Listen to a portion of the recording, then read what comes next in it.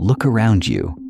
Your home, your neighborhood, your coworkers, your daily conversations, the people you text, the videos you watch, the jokes you laugh at.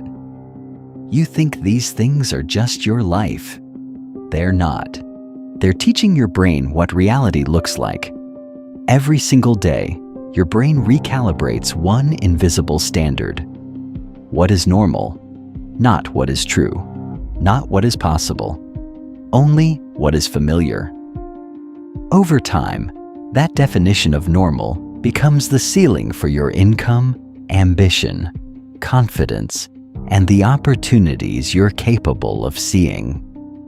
Most people believe they make independent financial decisions. In reality, they're making decisions inside an environment that has already decided what's possible. The environment around you is not just a background. It is an invisible system of signals.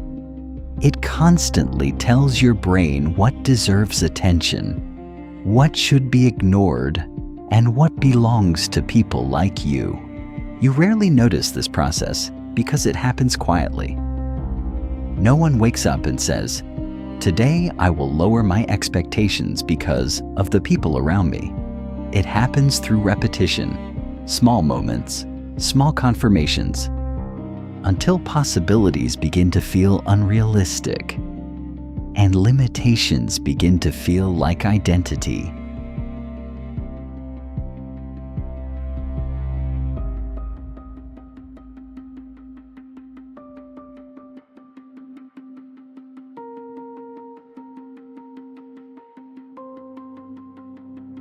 We like to believe we're independent thinkers, that our opinions belong to us, that our goals are our own. But your brain wasn't designed to discover reality. It was designed to survive it.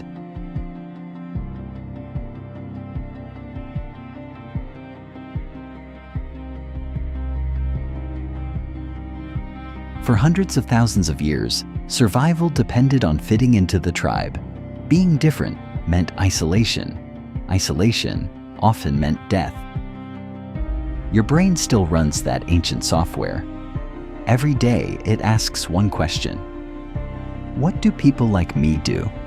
Not what creates wealth, not what produces results, only what feels socially normal. If everyone around you complains about money, struggling becomes normal. If nobody starts businesses, risk becomes abnormal. If no one invests, investing feels dangerous. Your environment doesn't just influence your behavior. It quietly defines the limits of your imagination. This is why intelligence alone does not guarantee a different outcome. A person can be smart, educated, and capable, and still repeat the same financial patterns they grew up around. Because information is not the same as perception. You can know opportunities exist. But if your environment has trained your brain to ignore them, knowledge remains theoretical. Your brain does not ask, "Is this objectively possible?" It asks, "Have I seen someone like me do this before?" Familiarity becomes evidence, and evidence becomes belief.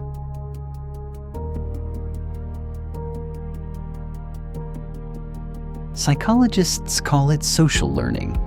Your brain calls it survival. You don't need someone to teach you. Watching is enough.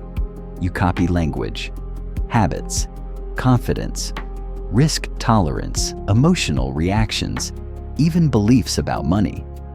Your brain is constantly collecting evidence about how people like you are supposed to live.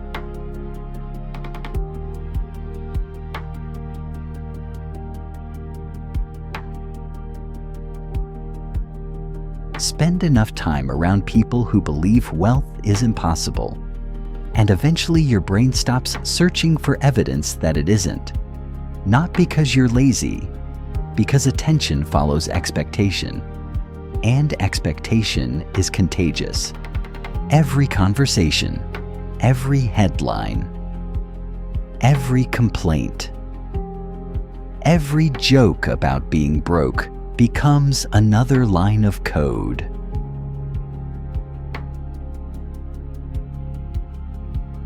The dangerous part is that most of these lessons never feel like lessons. They feel like common sense. A child doesn't analyze the financial beliefs of their family. They absorb them. They learn what people celebrate, what people fear, what people consider unrealistic. Later, as adults, they defend those beliefs as if they created them themselves. But many of the rules running in your mind existed before you were old enough to question them. Your brain learned the map before you learned how to draw one.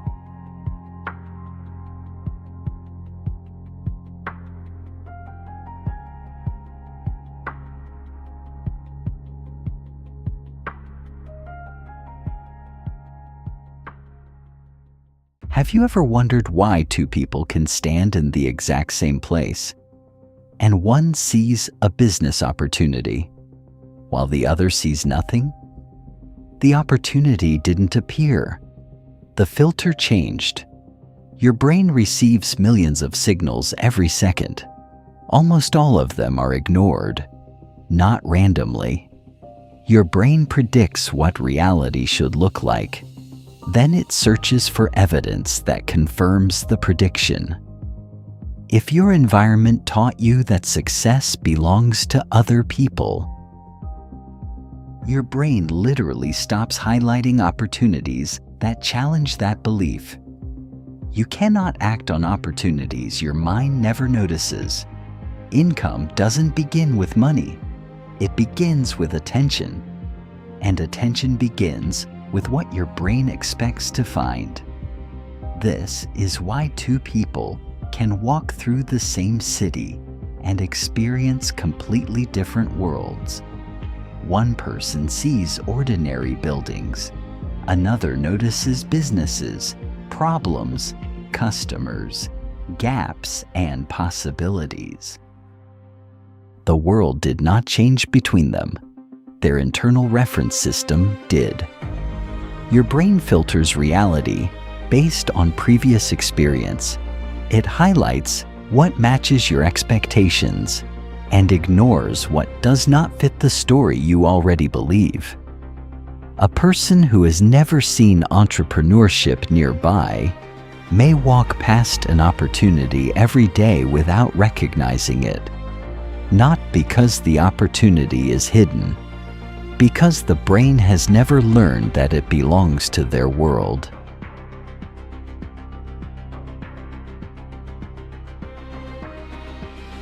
This is why change feels so difficult. The moment you begin thinking differently, your environment pushes back. Friends question you. Family worries. Coworkers laugh. Not because they hate you, because your growth challenges their definition of normal. If you escape, their reality becomes less certain. So your brain faces two competing forces, growth or belonging, and belonging usually wins. That's why people abandon extraordinary goals to protect ordinary relationships. They don't lose to the market, they lose to normal. The strange thing is that nobody has to intentionally hold you back. Most people are not trying to limit you. They are simply protecting the version of reality that feels safe to them. When one person changes, it creates uncertainty. It forces others to question assumptions they have never examined. And questioning assumptions creates discomfort. That is why transformation often feels lonely before it feels rewarding. You are not only changing your actions, You are changing the environment that made those actions feel impossible.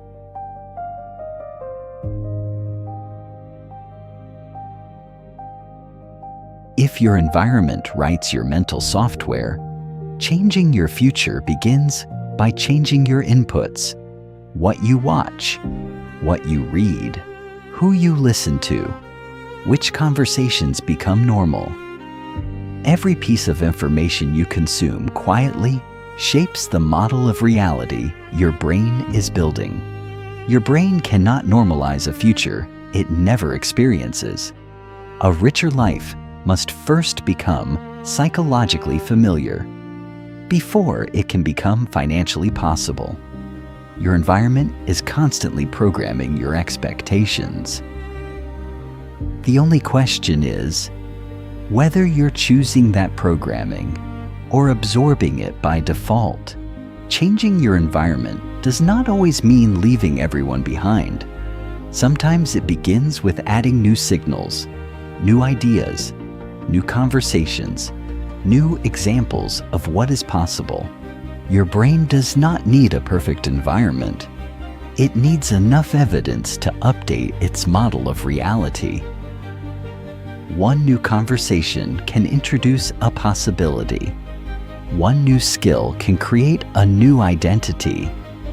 One new example can expand what your brain considers normal. The goal is not to escape reality. It is to stop living inside a version of reality that was chosen for you. You don't become successful because you suddenly think differently. You think differently because your brain finally accepts a different version of reality. The invisible prison was never the walls around you. It was your definition of normal. Change that. And your brain will begin to notice a world that was always there. The opportunities didn't appear. You finally became able to see them. Because the first step toward changing your income is not always earning more. Sometimes it is seeing more. Seeing possibilities your old environment trained you to ignore. Seeing paths your old identity never considered. Seeing that the limits you accepted were never as permanent as they looked. Your environment shapes what you expect. Your expectations shape what you notice, and what you notice shapes the decisions you make. The question is not whether your environment is influencing you. It already is. The question is whether you are finally choosing what influences you next.